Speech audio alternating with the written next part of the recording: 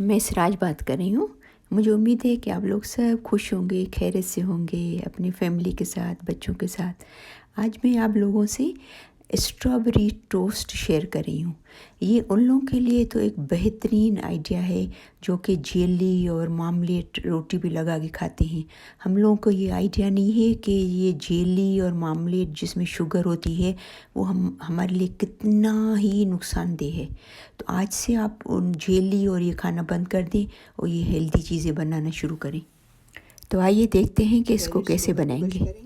अगर आपको गाजर नहीं डालना है तो आप ये पार्ट स्किप कर सकते हो।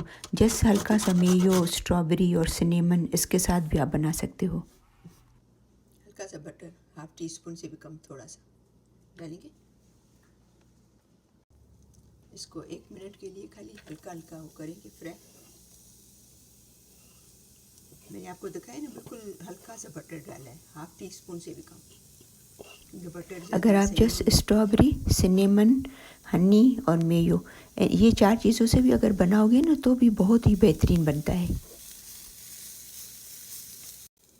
इसमें 1/4 टीस्पून शुगर, बिल्कुल मामूली समझो कि 1/4 टीस्पून, ठीक है। फिर थोड़ी हनी डालेंगे, फिर थोड़ी सी। इसको 1 मिनट हो गया है कुक करते हुए, चूल्हा बंद कर दें।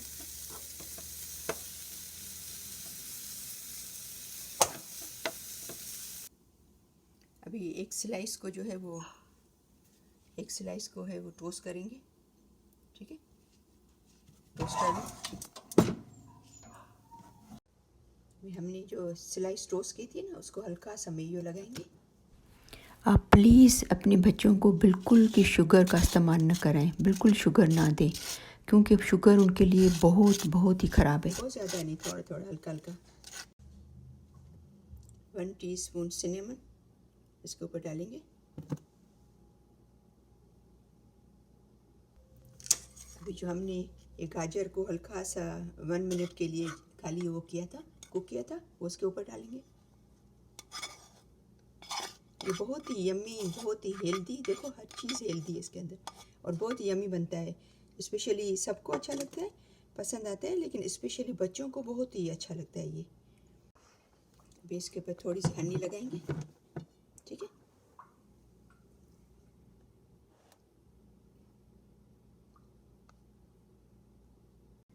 अभी इसके ऊपर स्ट्रॉबेरीज लगाएंगे।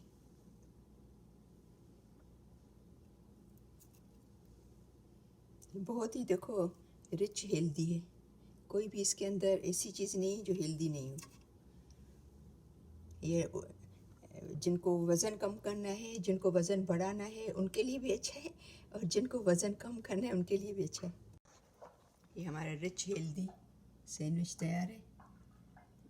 ये ब्रेकफास्ट के लिए तो इतना हेल्दी है कि आपकी जो शुरुआत है वो हेल्दी सैंडविच से होती है। आप प्लीज़ इसको ज़रूर ट्राई करना।